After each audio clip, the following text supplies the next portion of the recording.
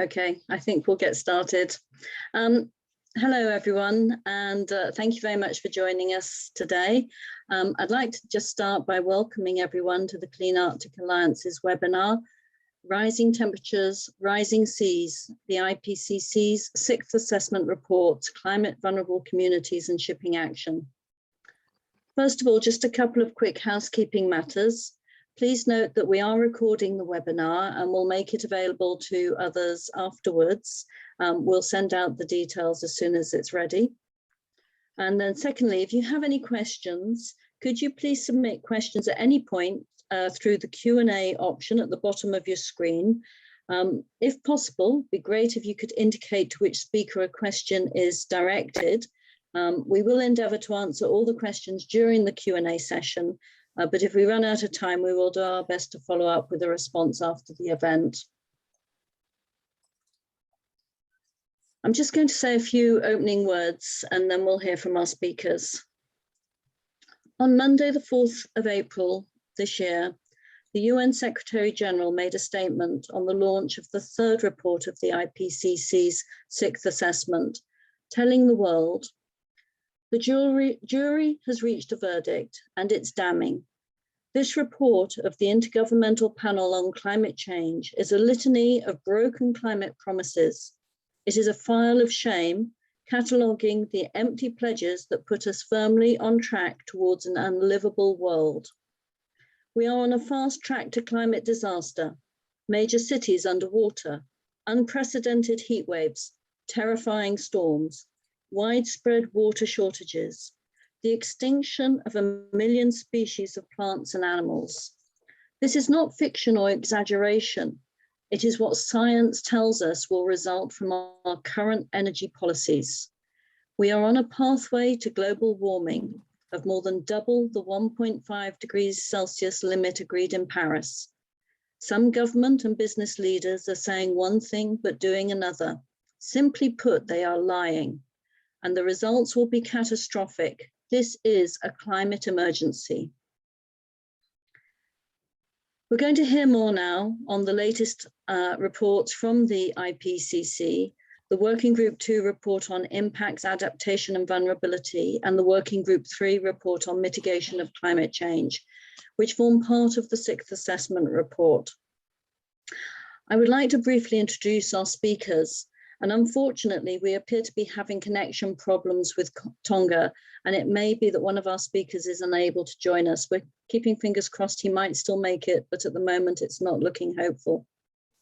Our first presentation will feature Pam Pearson from the International Climate Cryosphere Initiative, ICCI, who will say more about the latest 2 reports published by the Intergovernmental Panel on Climate Change. We will then hear from Lisa Koppel-Kwaluk from the Inuit Circumpolar Council, and hopefully from Feiloa Kitau Kahotevi, Chief of Staff from the Kingdom of Tonga Ministry of Foreign Affairs, who will both express their views from the front line of a climate crisis, Lisa in the Arctic and Faye in the South Pacific. This will be followed by around 10 to 15 minutes for a Q&A session, which will allow the audience to pose questions to all of the speakers. So with no further ado, Pam, I'm going to pass over to you, and then we'll go straight on to Lisa afterwards. Thank you. Okay, thank you. And I'm going to go ahead then and share my screen.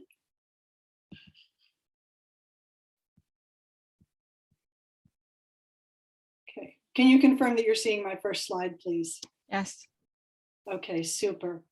So I'm going to be giving actually an overview of the IPCC 6th assessment. And this is actually an entire cycle. And I think it's important to emphasize that, especially given the representatives we have present today in terms of from the Arctic community and also from the South Pacific and low-lying countries. This assessment cycle actually started with a special report on 1.5 degrees of warming, went on in 2019 with the special reports on oceans and cryosphere, and then on lands. Then the working group 1 physical science basis came out in August of that year. And then as Sean mentioned, we had in March and April working group 2 on adaptation and working group 3 on mitigation just recently. And then the synthesis report then that is coming out in September of this year actually puts together all of these in one big document. And that's important to note, especially again for the Arctic and for low-lying countries, because since you had the special report, especially on oceans and cryosphere, as well as 1.5 degrees, the working group reports referred to those older reports in many ways. And so some of the main messages of importance to the Arctic were not actually lifted up in the same way as they might have been otherwise. And the synthesis report will bring it all together and also update. So, you know, I actually only have a bit of a time, of course, to go through these. And so I'm going to very much gallop, but I'm happy to take more questions. Especially from the working group 1 report, it's very important to see that the climate has warmed in a way that is unprecedented. The report said in at least the last 2,000 years, that was a high degree of certainty. I think that we can take that out to a point of saying that we are now on a planet that is closest to what existed during the last interglacial, which is around 125,000 years ago. So we're really moving quite a bit backward in time.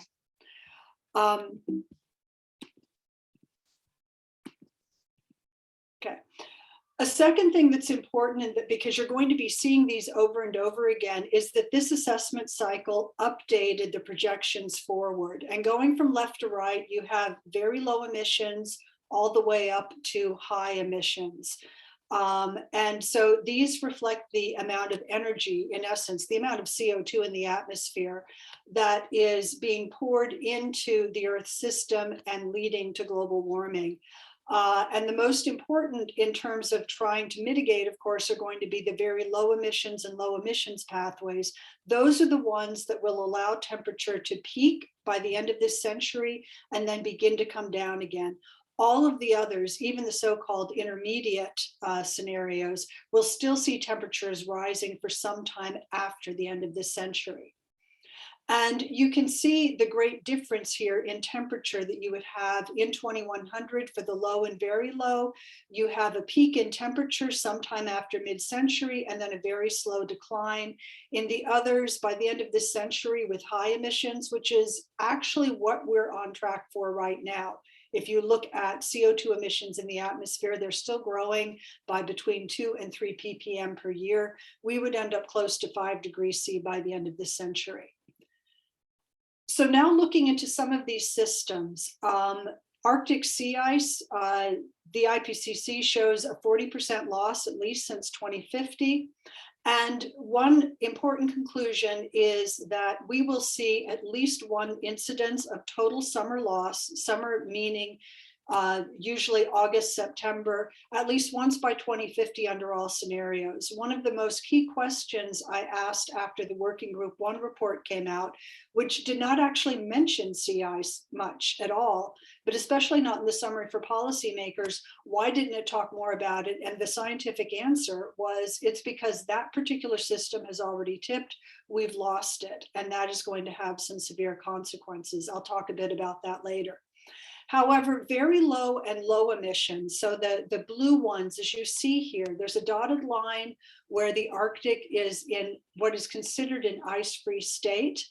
And only with those two do you see the ice recovering and staying above that level by end of century. The others, it is below that level, and actually with high emissions, anything above 2 degrees actually. The summer sea ice is going to be gone for up to 4 months a year, July through October. For many in the shipping industry, that might be considered good news, but actually for the rest of the planet, it's very bad news because of all of the feedbacks that come from that very dark open water absorbing more heat. One of these is making the Arctic Ocean much more difficult to live in by very important species. We're seeing marine heat waves increasing and projected to increase further. Acidification is accelerating, and yet the ocean's ability to take up carbon is decreasing because the surface is so saturated. And it's anticipated, especially with high emissions, that the oceans could actually be a carbon source by the end of the century, rather than absorbing carbon as it is right now. Now, that absorbing of carbon is important, but it comes as a price, because it means that the waters are acidifying, and nowhere are they acidifying more quickly for a variety of important physical reasons than in the Arctic and Southern oceans. Scientists are now seeing shell damage in shelled animals in the Arctic and Southern oceans that they used to only see in the laboratory, and now they're regularly sampling these out in the natural world. You're also getting deoxygenation, which has increasing species impacts, and freshening of these waters, which again, because of the ice sheets both losing so much ice, that is not the environment these species are used to living in. And of note also is that all of these systems are connected, and acidification in polar waters is actually intensified by permafrost carbon emissions, and also by collapse of ground and just more carbon leaching into the system in the Arctic, especially from high latitude Russia and Canada. Again, here, a very great difference between low emissions and high emissions. Global pH acidification is entirely determined by the amount of CO2 in the atmosphere. This is one of the weaknesses in certain attempts to perhaps mitigate temperature directly through things like solar radiation management. If you don't address CO2, this is going to keep on happening, and you may end up with a slightly cooler world, but you're going to end up in a world with oceans that are not amenable to life, again, especially in the Arctic. Permafrost is something that is thawing rapidly. This is just clicking through to 2017. I'll do this again, and you can see how much surface permafrost we've lost already. There's going to be greater permafrost thaw as temperatures rise. They were going to be greater at 2 degrees than at 1.5 degrees. These are emissions that are irreversible for at least centuries. It takes a long time to draw all of that carbon back into the soils. And of concern, especially for permafrost, is that the AR6 models still don't include permafrost carbon feedbacks. So probably overestimating what our carbon budget is to remain within 1.5 degrees. They don't include abrupt thaw processes from wildfire and collapse of ground. And the emissions were fairly conservative in terms of talking about 75 gigatons per degree C. And the consensus estimate is actually much higher than that. So with low emissions, permafrost is probably around 110 gigatons versus 550 at the very high end, just by 2100. Even today, though, permafrost emissions are on a scale of Japan, and this will be continuing annually for some time. Abrupt thaw processes, you see a couple of examples here, collapse on the left, a wildfire on the right, that really increases the amount of emissions we'll be looking at. And with overshoot of the 1.5 degree goal, we'll get even more emissions. And this is an important thing to remember when speaking especially of the Arctic. The dynamics at work here are put in motion by peak temperature. If you go down later, then that, in a sense, doesn't matter, especially if you overshoot a great deal. You get, for permafrost, higher warming because you get more feedbacks, as you see. So the actual overshoot temperature from CO2 is the red line, but then the added amount from permafrost you see in the orange. And also here again, even when the temperature from CO2 is going down, those feedbacks continue for quite some time. The estimate is 150 to 200 years. So even if we bring all human emissions down to zero, you're going to have to be offsetting permafrost emissions for several generations going forward. And again, that loss is irreversible. And in the Arctic region, the infrastructure damage that occurs In coastal communities, especially many indigenous communities are right on the water. And because the permafrost is thawing, they're much more subject to coastal erosion. You'll probably hear more about that later. Here again is showing graphically the decrease in our carbon budget. And at this point, we're looking at about 2.5 gigatons per year at high emissions. We're looking on the scale of a China or a US continuing for a long time in future, which you see here. There's a certain amount that will occur by 2100, but on a multi-century basis, the amount of emissions are much greater, and that's going to make the task of humanity in terms of offsetting and mitigating climate change much more worse. Again, other permafrost feedbacks include, for example, it's contributing to loss of our Arctic sea ice. You get greater permafrost thaw. All of these things are very much connected in terms of feedbacks within the Arctic cryosphere system. Ice sheets. Now, this is where you bring in coastal communities, and especially, of course, the low-lying countries in the South Pacific. These respond over centuries, and a very important message that has come out both from Working Group 1 and Working Group 2 is that the latest models show that the impacts, that loss of ice from both ice sheets, Greenland and Antarctica, could actually be far more rapid than most models have shown to date. That dotted line represents that. We could be looking at approaching 2 meters of sea level rise already by the end of this century at high or perhaps even intermediate emissions. And the extreme amount greater than 15 meters by 2300 cannot be ruled out at this point in time with high emissions because of these more sophisticated models. And that, of course, would be catastrophic for not just the low-lying nations, which are subject to sea level rise even at 1 or 2 meters. And the COP27 host Egypt loses a great deal of the Nile Delta, even with 1 meter of sea level rise. But we may be looking at 15 meters in a relatively short period of time that has been seen in Earth's past. Looking more near term, here are the more official projections. And as you see, we're approaching 1 meter with very high emissions. Again, these are fairly conservative estimates, and I would say that most ice sheets scientists believe that these are fairly low at this point. And an important thing to remember with ice sheets is that we can't really focus on 2100 because they're just getting started at that point. They're really beginning to kick in. And if you look even just at 2120, let alone 2150, we may be looking at as much as 5 meters. We may be looking at as much as 5 centimeters of sea level rise per year with high emissions by the middle of the next century. Greenland and Antarctic loss, regardless, is going to continue. The scientific community could only absolutely attribute Greenland, however, to human influence. Total loss from the Greenland ice sheet will probably track with emissions, so be relatively stable. With Antarctica, though, you have the possibility of ice sheet collapse because of the way the continent is constructed. Simply, a lot of it is actually over an archipelago. It's more of an ice shelf than an ice sheet, and if that collapses with some sort of a tipping point, that would be much more rapid. And we know from looking at Earth's past that even at 1.5 degrees, we're looking at 2 to 3 meters. Just below 2 degrees, 3 to 6 meters over time. And once you get to very high levels, then you're looking at 25 meters and above.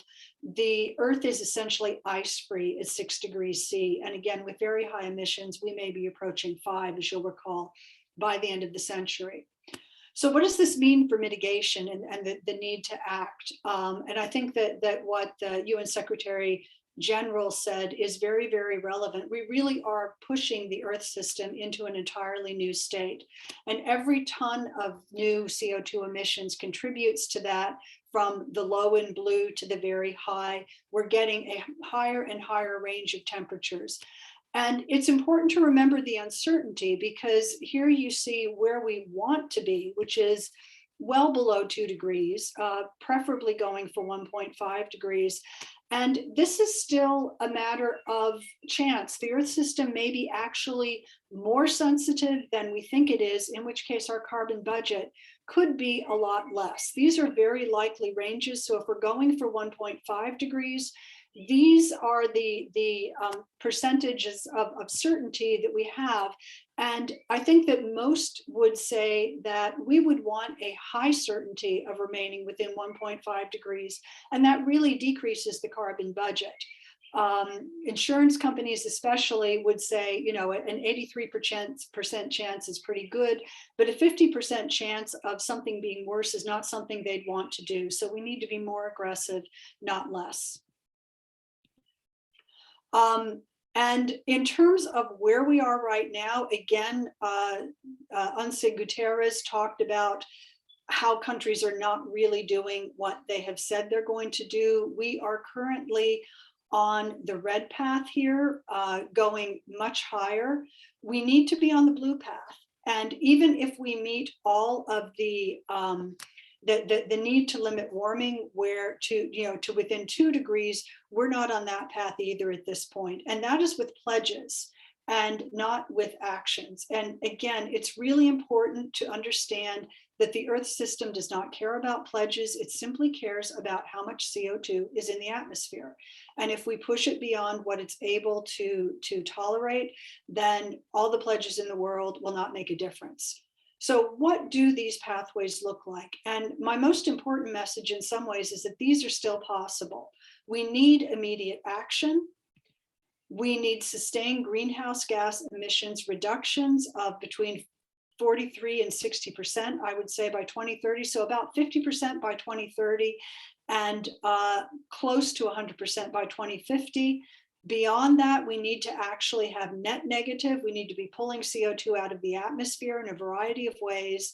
And it really needs to be in all sectors. So by 2050, coal use should be down to basically zero.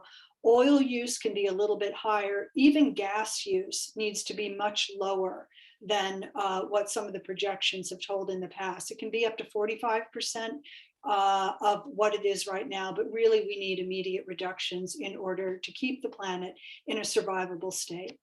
So that ends the presentation, and I'm happy to take questions later on. Thank you. Thank you, Pam. We'll move straight on with Lisa. Please, if anyone has any questions for Pam, do put them in the Q&A now. They can just sit there until we move to the Q&A session. But Lisa, we'll hand over to you. Thank you.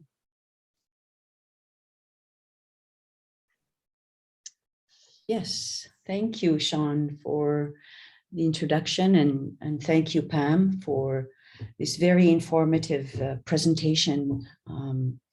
So I'm Lisa Koperkwaluk. I'm the Vice President, International Affairs for the Inuit Circumpolar Council, Canada. When addressing climate change, oceans health, and Arctic shipping, all of humanity is dependent upon the health and sustainability of the planet's oceans and coastal seas. And it is reported that 80% of international trade is shipped by sea. The International Legal Order of Oceans ranges from the UN Convention on the Law of the Sea to the International Maritime Organization's Polar Code and numerous conventions, agreements, and guidelines, including the Paris Agreement, and all have important roles in this industry and service to our communities, villages, towns, and cities worldwide. We are all dependent on a safe global shipping fleet. Next slide. Let me tell you a little first of who we Inuit are. We are a marine people who live in the circumpolar region, and our homelands transcend national borders, which makes us truly an international people. Inuit have rights to a vast coastline and marine region. We are over 180,000 people, one people in 4 countries. Together, these lands form Inuit Nunat, or the circumpolar Inuit homeland, where Inuit have occupied and used our Arctic homelands and the Arctic marine environment for thousands of years. Next slide. We are part of the Arctic ecosystem. Our culture and biodiversity are intricately tied. Importantly, we depend upon the Arctic sea ice flow edge and polynyas for our food security. Inuit knowledge of the Arctic includes the ocean and coastal seas, migration patterns of marine animals, current and wind observations, knowledge of the ice movements, knowledge that, co-developed with science, builds a greater understanding of the changes the Arctic is experiencing that directly impacts shipping. The Arctic Ocean and the ice connect Inuit to all other parts of the globe.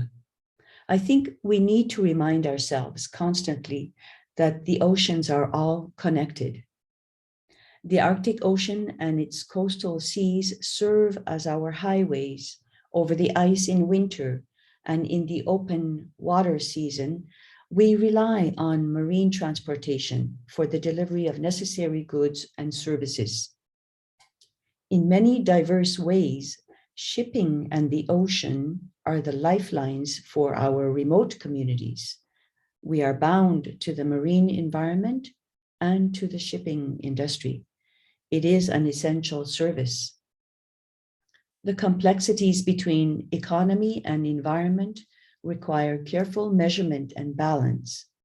These strategies, therefore, must include the distinct voices of those within our communities, the Inuit of the Arctic Circumpolar region. Next slide. We know Arctic shipping traffic levels are increasing. We see it, and traffic will continue to increase significantly as the ice melts. Next slide. New ships coming to the Arctic are looking for new transportation routes, natural resources, and tourism, all of which are also growing in Inuit Nunat.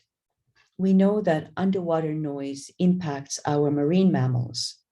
Our hunters can describe the changes in harvest patterns and availability of animals in highly transited regions in the Arctic. We are concerned about the impacts on our marine wildlife, collisions, disturbances of feeding areas. We are concerned about ocean dumping, as this impacts our animals through pollution, contaminants, and invasive species. We are concerned about the potential for oil spills, as we are not prepared and understand that a major spill would be catastrophic for our way of life. And of course, we are very concerned about climate emissions from ships. Next slide.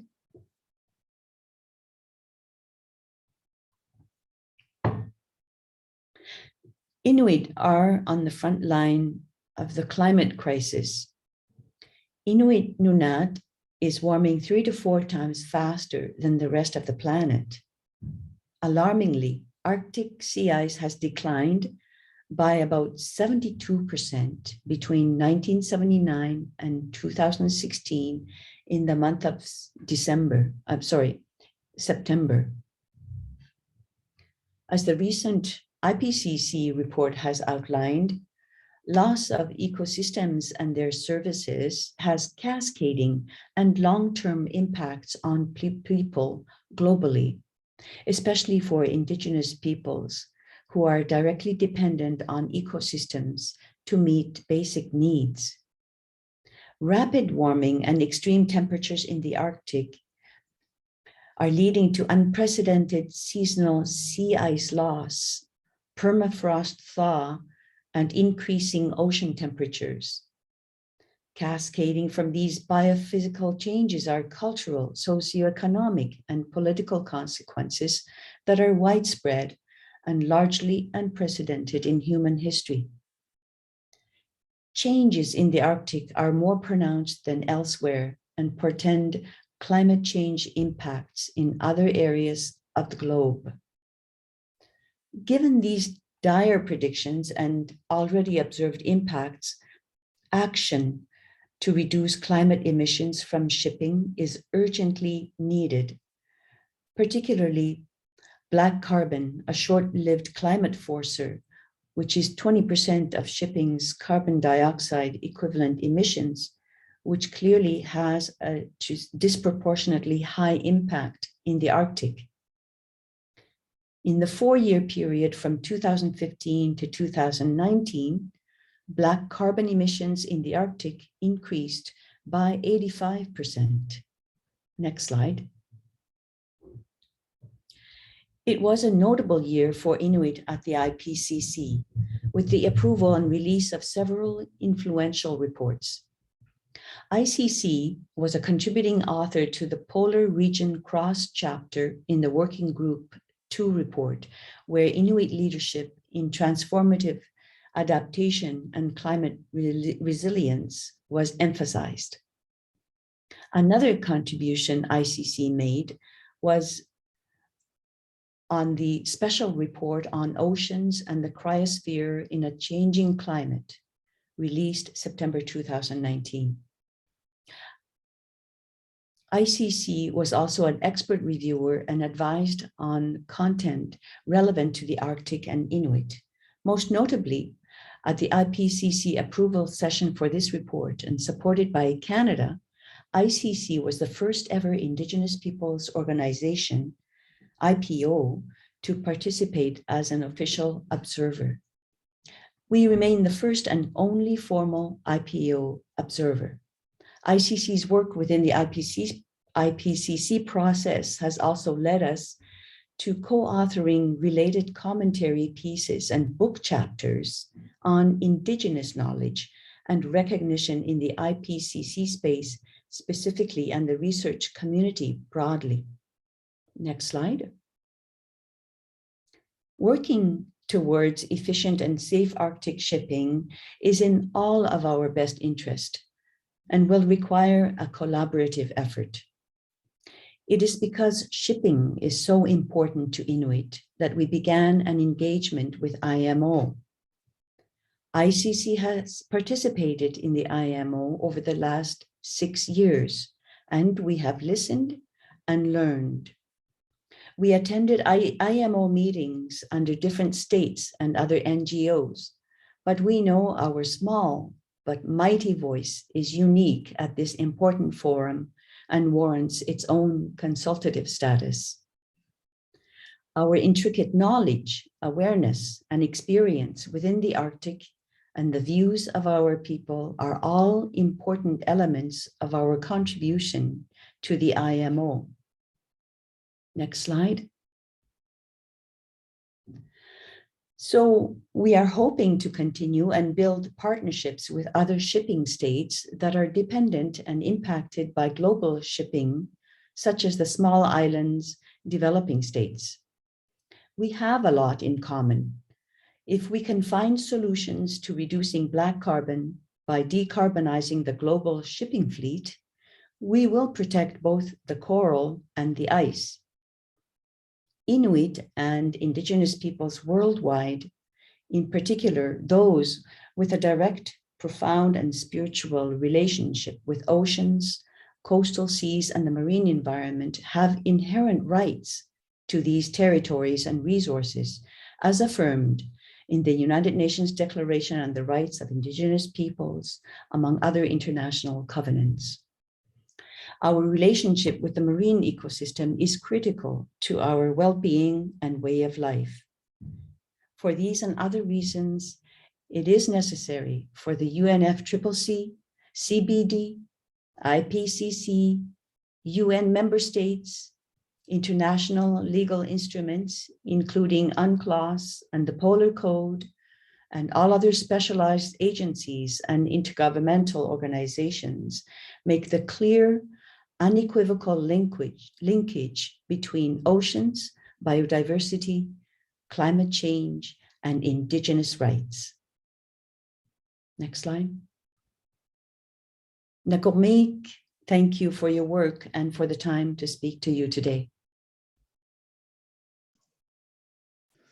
Thank you, Lisa.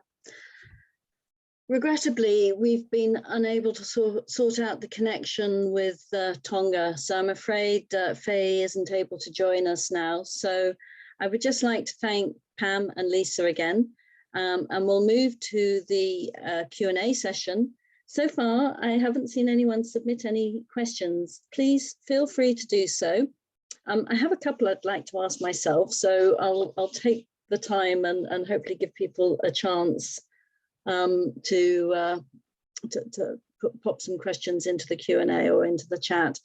Pam, I've got quite a few questions, somewhat slightly connected actually, but I'll start with one, a fairly basic one.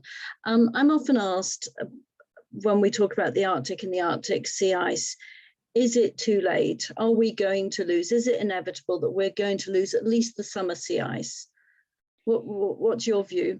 Well, it's not my view. It's the conclusion of the IPCC that the answer is yes, we will lose Arctic summer sea ice at least once by 2050. That is a direct consequence of temperature.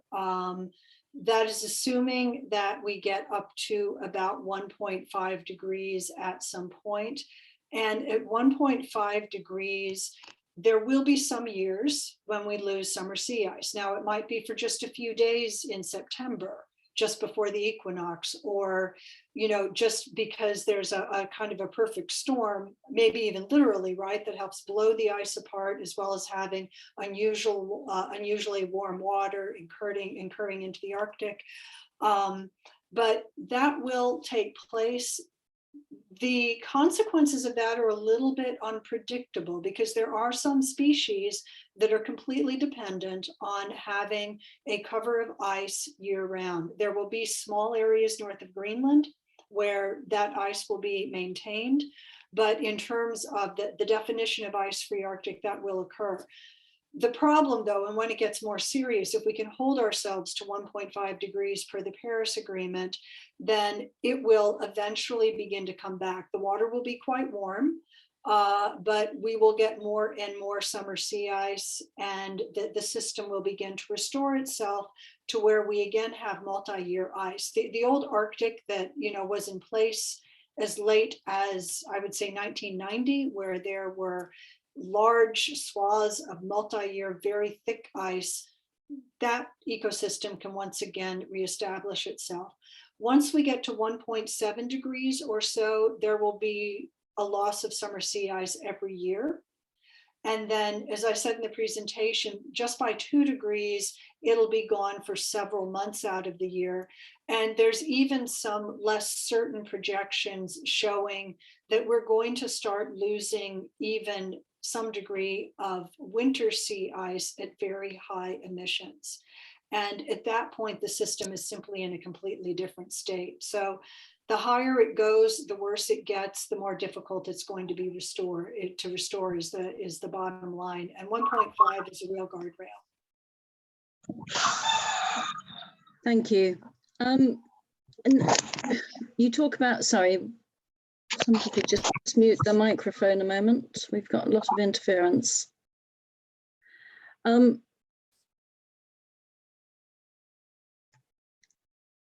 sort that out in a moment. You talk about low emission scenarios and high emission scenarios, and right now we're on a high emission scenario. Is that right? Yes, I mean, that's a qualified yes, because there are a lot of pledges.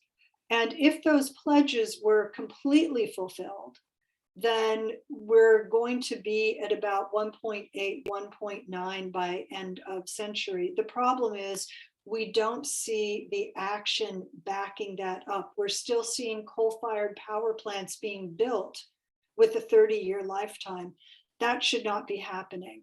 And I think that the invasion of Ukraine, for example, is being used as an excuse to intensify use of some fossil fuels. And that is definitely the wrong way to go. We should be taking that as a wake-up call to get off of fossil fuels and to really focus on renewables the way we need to not just not to be dependent on oil and gas coming from questionable sources in future, but also so that every country can really be addressing climate change in the way what almost every country in the world has declared a planetary emergency. If it's an emergency, you act like it. We've seen that in response to Ukraine. We saw it in response to COVID. We need to do the same when it comes to climate change.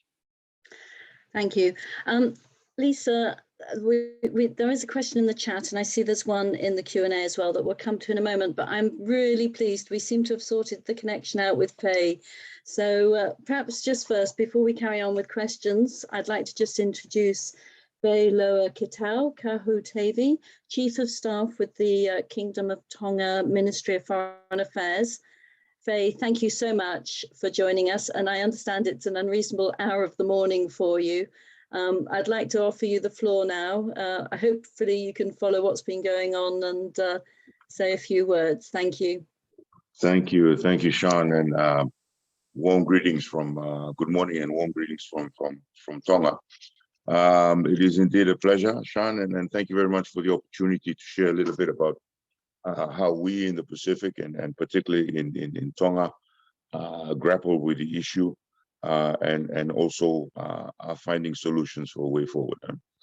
How much time do we have, Sean? We've got around 15 minutes left. If you, okay, have 5 to 7 minutes for yourself, and that will leave a little bit of space for some of the questions at the end. Thank you. Okay, thank you very much, Sean. Just first of all, just a couple of things is that we, in the region, what we are seeing is that you have an increase in the intensity and the severity of and the frequency of natural disasters. And so for us, it's not necessarily the resilient issue for us. And in talking about the IPCC report included, is the ability of our people to recuperate from a natural disaster. And this is when issues become a little bit complicated, because sometimes we to recuperate from one disaster is people can do that. That's you know, we get on with our lives. We pick up the pieces and we move on. Sean, the issue becomes complicated when there's not only one but 2, 3, 4 natural disasters in one season.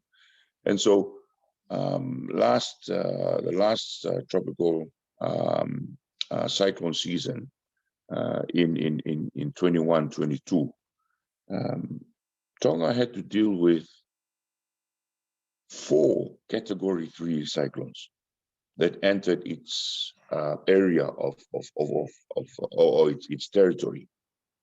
2 of them made landfall. And so this is an issue where the ability of the people to actually recuperate from one cyclone or one natural disaster is then limited.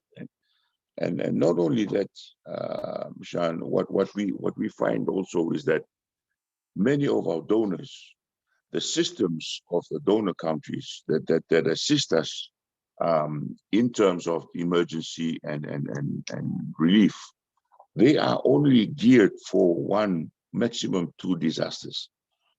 And so the developing partners that we have are now finding it difficult because we need to, in order for the funds to be, to be released, we need to account for the funds that have been spent. And so the accountability process takes time. And so the question that we put on the floor is, how can we find mechanisms that will enable us as disaster-prone countries to be able to deal with a multiplicity of disasters rather than just one disaster at a time, a multiplicity of disasters. Tonga, as early as February, got hit with 3 disasters in one go. We got hit with a a volcanic eruption, then it was a tsunami, a series of tsunami waves, and then COVID hit us. And the talk on the ground here in Tonga was, we're just very thankful that we did not get a tropical cyclone. If we did, we would have really been on our knees. So the multiplicity of disasters, that's one clear issue.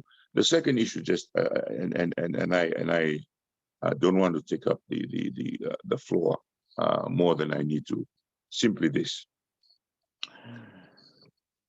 all our projections, Sean, all our projections are aiming at 2050 to get to zero by 2050, and yet the sixth assessment report is telling us that we will need to get to zero by 2037 if we have to maintain 1.5. My question to all of us, including the Pacific and including all members of the IMO and other stakeholders at the UN is this: is that going to be the trend? We had projected for 2050. We are gearing up all our policies towards 2050 when IPCC is telling us it's 2037. Now, we are going to be talking about strategy very soon. Not in this, maybe not in this MEPC, but definitely after this, in the ISWGs and the MEPCs leading into December, we will be talking about strategy. My question then is, if this is going to be the trend, that the years are coming down, and we are, almost going into a funnel in terms of the limits of years that we have, or the time or the duration that we have to reach zero emissions, what does that mean for policymakers like us? What does that mean for policymakers like us? If the seventh assessment report tells us it's actually not 2037, it's 2032. So you get the picture. And for places like the Arctic and places like the Pacific, it's not an issue of a policy. It's not an issue of you don't leave that issue on your desk, on your laptop, and then go home and be happy. It's an existential issue. We live every day with that cloud over us. What happens? What would happen if? What would happen if? Shauna, just those 3 points. I will leave that there for now, and then we can carry on with the discussions on questions and answers. Thank you. Thank you very much, and thank you for joining us at this time of the day as well. I really appreciate it. I'm glad we were able to sort that connection out. Lisa, turning to you, there's a question in the chat. I hope you've seen it there, from Julia Olson. She's asking, would you reflect on Indigenous people's perspectives on the opening of the transpolar route? When there is a possibility for vessels to operate near the North Pole, would the environmental and economic impacts change, do you think? And if so, how? Thank you. Yes, thank you for the question. And it's a pleasure.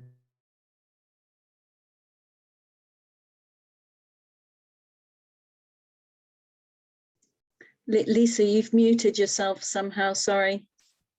Yes, I'm sorry. I was just saying it's a pleasure meeting you, Faye, and very glad to see you had joined us. And in order to try to answer the question, I can begin by saying we're very concerned about the increase in shipping that's happening already in the Arctic.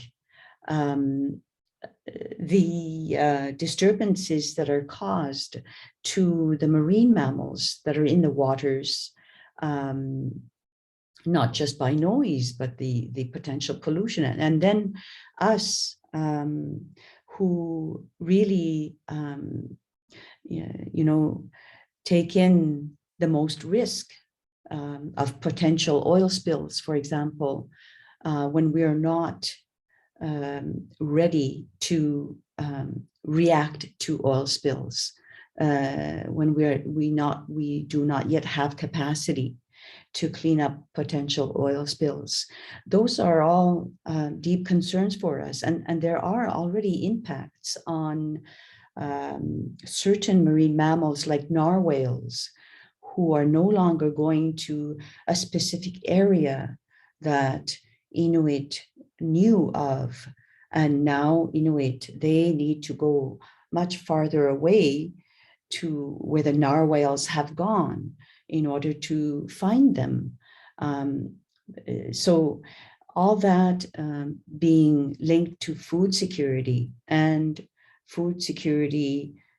then our way of life being linked to our culture. So we are deeply concerned about the increase of shipping.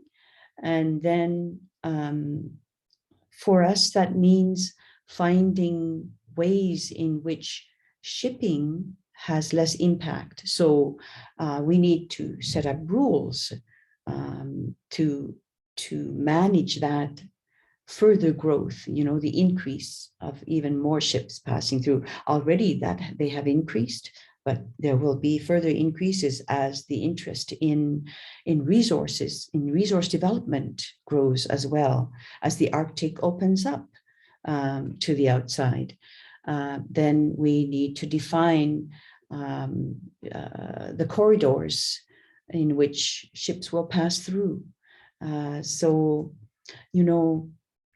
we are also ship owners. So the shipping services are essential to our communities. So we also need to find ways to make improvements and to find solutions so that our culture, our environment, the marine ecosystem is less at risk as well. I mean, the changes are already happening, but we don't want to have that terrible impacts that it means losing our culture. We don't want that to happen. So I think there are solutions to find. Yeah. Thank you for Lisa. the question. Yes. Thank you. And so it seems to me that it's not a question of stopping shipping in the Arctic. It's a question of finding a better way for shipping in the Arctic. For sure. Yeah. I mean, if shipping could be stopped, how great would that be?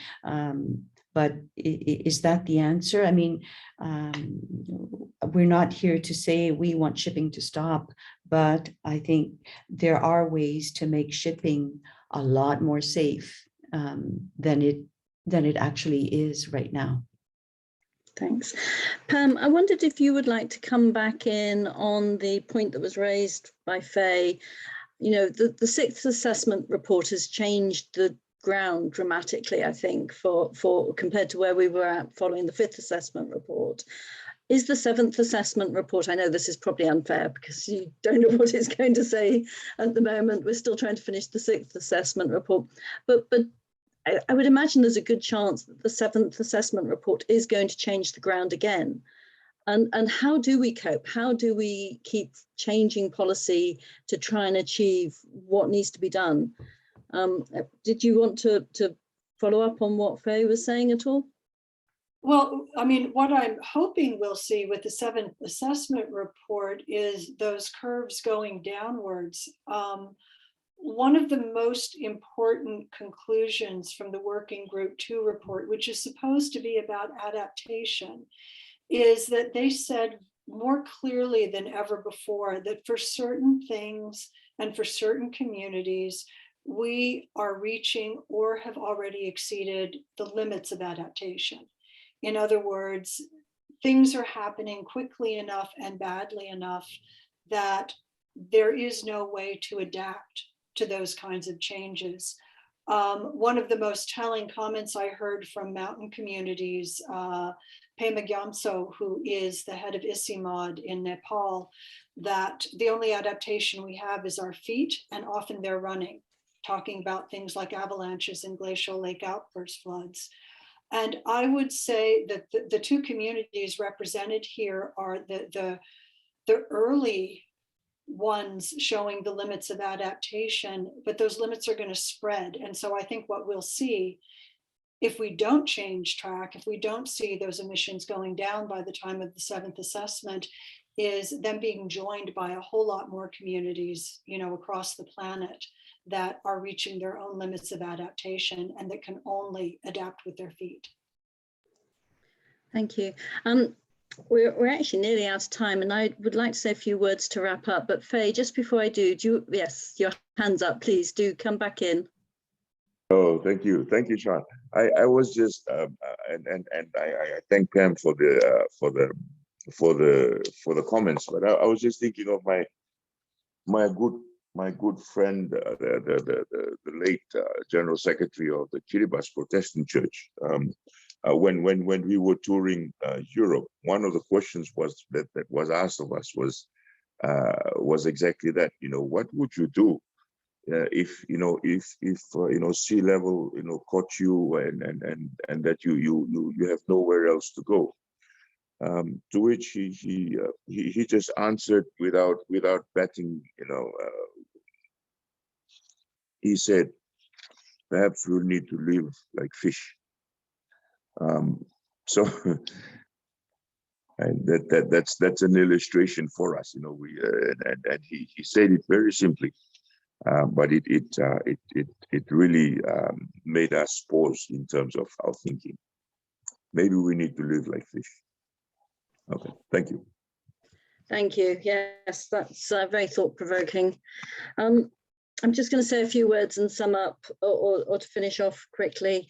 I think hearing from our speakers today, we've never, and also reading the IPCC reports, we have never heard such stark warnings. The Arctic serves as a regulator of global climate and other ecological processes through large-scale patterns related to air and ocean circulation. And changes in the Arctic have an impact on the rest of the world. There is now high confidence that these processes are nearing points beyond which rapid and irreversible changes are possible. And as Pam have said, when it comes to the sea ice, it's even considered the tipping point. In some cases, some extent has been passed. This week, the IMO is holding its 78th session of its Marine Environment Protection Committee, and we do have an opportunity. On the agenda are a number of climate crisis issues. The Clean Arctic Alliance believes that the words of the UN Secretary General and the IPCC co-chairs and the IPCC reports must remain central to all the discussions on the finalization of a short-term carbon intensity reduction measure at the IMO and the initial consideration of the revised climate targets to ensure that full decarbonization of international shipping happens before 2050. Additionally, and although it's not on this week's agenda, the first round of input to the work of a correspondence group considering, amongst other things, the regulation and control of emissions of black carbon is due this as well. And in that respect, we desperately need urgent development of measures to cut black carbon emissions from shipping. And I think all of this has been reinforced by the words of the UN Secretary General at the time of the launch of the IPCC reports. And he said, choices made by countries now will make or break the commitment to 1.5 degrees Celsius. A shift to renewables will mend our broken global energy mix and offer hope to millions of people suffering climate impacts today. Climate promises and plans must be turned to reality and action now. It is time to stop burning our planet and start investing in the abundant renewable energy all around us.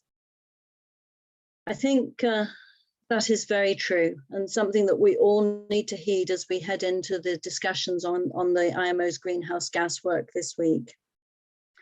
As I said at the start, it's our intention to make the recording of this webinar available, and the details will be circulated to everyone. So really all that remains now is for me to thank our speakers, Pam, Lisa and Faye. We really appreciate the time and the commitment you've given to attend and join us at this webinar. I do hope that the participants as well will have found today's discussion useful, and we'll bear in mind the urgency expressed here during this week's discussions at the IMO. Thank you, everyone.